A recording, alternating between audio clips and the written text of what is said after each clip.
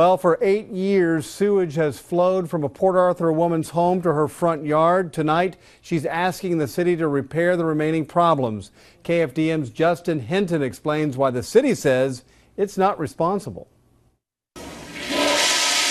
When you flush, the water is supposed to head out through a sewer system. I'll give you some medicine in a minute, okay? But Priscilla Crane says the system used in her home stopped underneath this mound of dirt sitting in her front yard. When they put the city line in, it was like this place was invisible.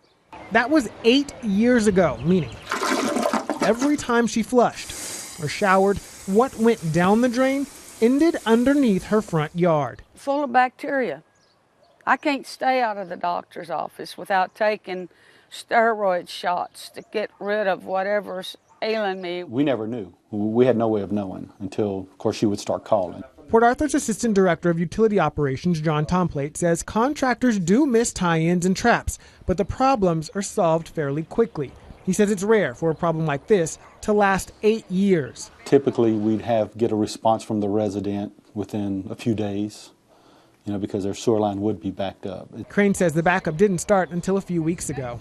It got to the point where I cannot unstop it and I cannot make it run.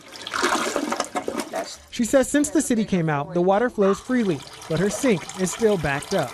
A problem Tomplate says should be addressed by a plumber. Probably be a good idea to have, her line checked, since it hasn't been connected like that, for so long.